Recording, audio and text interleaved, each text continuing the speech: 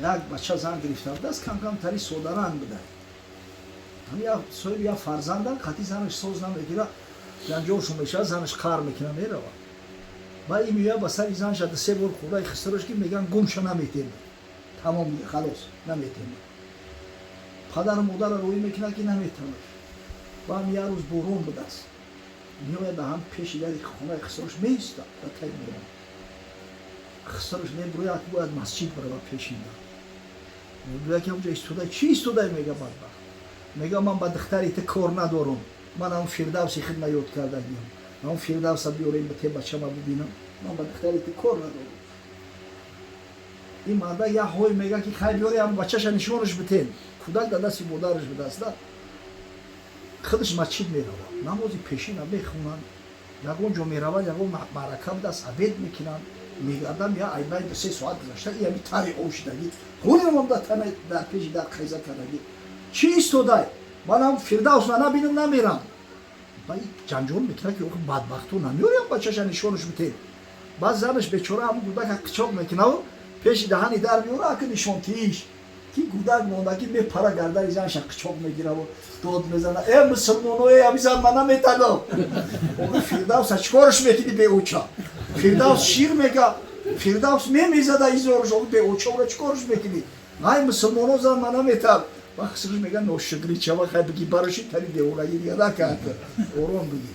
ҳақиқатан зан я неъмати парвардигора ёхи қасри заррин безани хуб килбаи вайрона аст қасри заррин безани хуб килбаи вайрона аст ҳақиқатан ҳамин агар қасри тиллоиам дошта бошӣ зани хуб надошта бошӣ ӯ як килбаи вайрона аст ола мардами мо я матал доранд ки меган ҳами оғили холида гови шоҳзан хубад дорами зан бисёр неъмати бузургай худои таоло миннат мекунад мардакора ки аз ҷинси хито барои шуморо ман завҷа халқ кардагиям то ин ки дар наздаш сукунат ҳосил кунед оромиш пайдо кунед ва ҷаъала байнакум маваддатан ва раҳма ва байни шумову байни занотон маҳаббату раҳмат барқарор кардагиям то вақте ёшай ҳусну ҷамолу тароват дорад маҳаббат дорӣ ҳақиқатан агар зани хубу солиҳа бошад ҳамин шавҳар ҳар вақте бибинад лаззат мебарад чашмш об мегирад рӯҳш медамад ҳақиқатан ҳамин хеле ёхи субҳаналлоҳ чӣ мастур бошад зани хубрӯй ба дидори ӯ дар биҳишт аст шӯй худо раҳмат кунад шейх саъдиро зани мастура боша мега зани хубрӯ боша ҳар вақте шавҳар мебинад хича дар ҷаннат эҳсос мекунад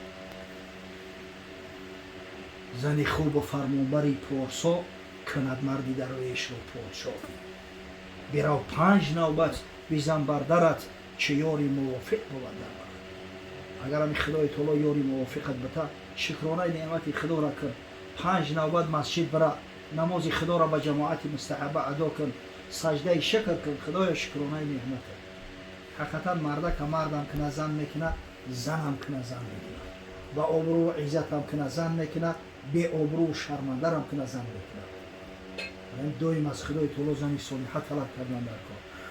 вақте ҷавон аст маҳаббат доред ҳамдигарро дӯст медоред аммо вақте ки пир шид худои бузург ҳамон бинед ки бо байту раҳмат барқарор кардааст тавассути ҳамон фарзандое ки таваллуд мешавад тавассути ҳамон муомилаву муносибате ки ба ҳамдигар доред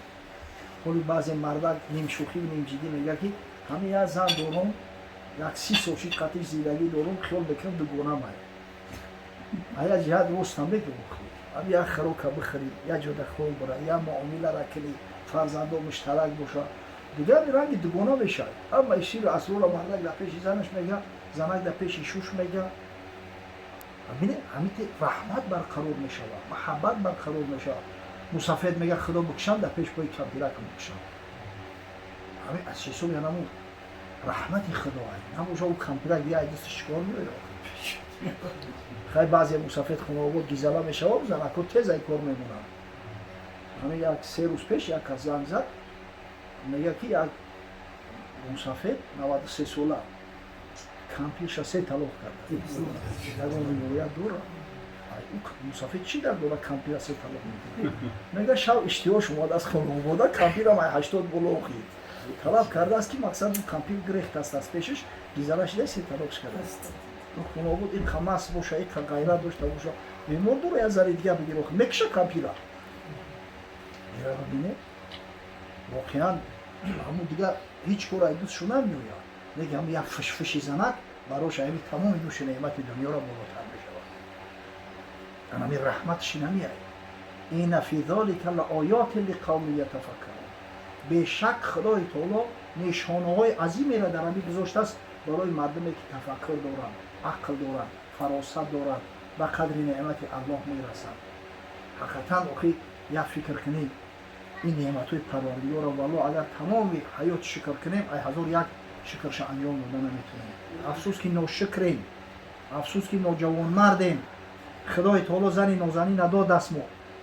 مردک خوب میکنه شب بچه با کیرم یاوش اوخی ایده دیگه نعمت زیاد میشود تو هم وقت کم کمک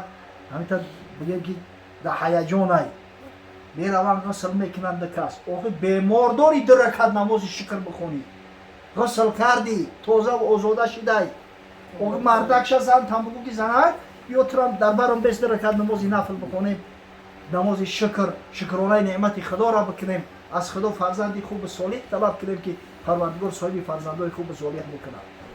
نه چی بلای موزده است که دیگه خشمونه میته بعضی جوان مردای بی غیرتی هست که با خشونه میته حالی خیلی سرکی خواب ما بگیرم با میخیزم غسل میکنم ای سرش میمونه فرضی بوم دادم قضا میکنم مگر شکرگزاری نعمت پروردگار همی خیلی خدا رحمت کنه حضرت جلیبی صحابه بزرگ پیامبر صلی الله علیه و سلم حضرت وقتی که خدای تعالی صاحب زری صالحش کرد در نماز استاد خودش نفهمید که شب چه روز شد صدای اذان بیرول شنید این در نماز یک شکرانه نعمت خدا از نماز خود است بعد به خود اومد که یک روزی خسر به خیزر رو بالون قلب چیده بشه استاد سلام داده و مسجد شتابان اومد میره ببینه روز دیگر شب رفت وقتی عروسی نازنین ندید ای باشد اول همین در رکعت نماز شکر بخونم شکر نعمت خدا را بکنم نماز طرز میخوندن همین خیلی دوده میشیدن در نماز که دیگه نمیفهمیدن شب و روزا ساعت دیگه 40 فیلم میشید نمیفهمیدن با صدای اذان حضرت بلال برآمد آزاد خیز گرفت وقتی پیش حضرت گیله کردن ای بولوش که این خونه آباد پیش عروسش در نشیشته است دست عروس نقبیده است حتی عروسش صحبت نکرده است حضرت گفت چی درد داری ای جلیبی حضرت چی درد ندارم هم در نماز میستم نمیفهمم وقت چقدر میگذره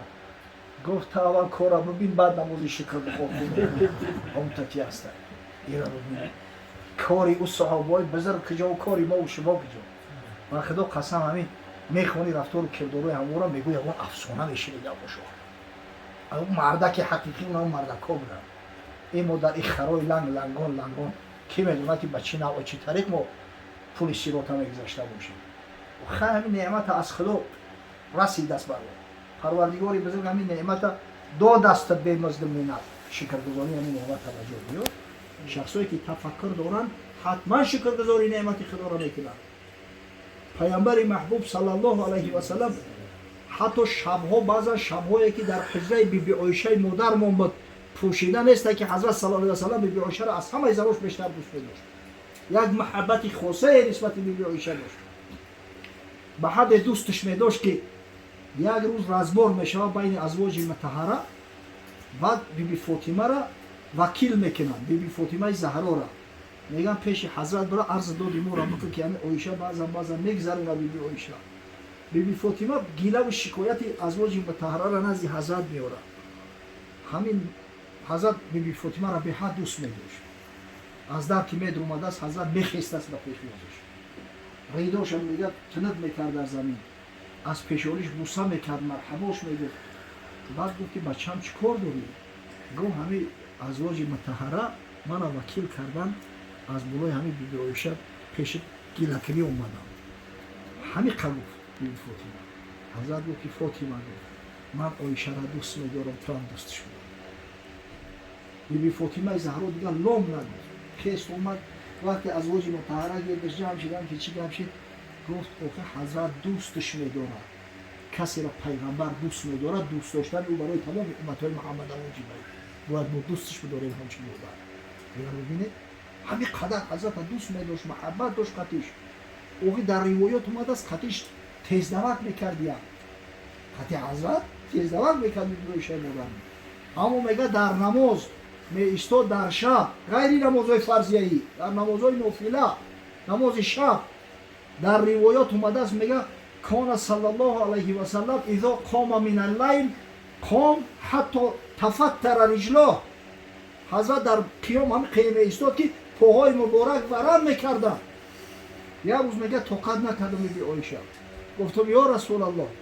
اتصنع هذا وقد غفر لك ما تقدم من ذنبك و ما تأخر. ای حبیب خدا، آخه خدای تعالی تو بشارت داده است که با وجود آن که معصوم هستی از گناه، حتی اگر گناه هم کنی گناهت پیشیدگی بخشیده شدگی این قجان تقدم میدی. میگه گشت گفت یا عایشه افلا اکون عبدا شکورا، یا عایشه گفت من بنده شکرگزاری الله نباشم، من شکرانه نعمت پروردگارم میکنم. شکر ما کجا داریم؟ این فی ذلک لآیات لقوم یتفکرون. بیشک این یک نشانه های بزرگ هستند برای شخصایی که عقل فراست دارند،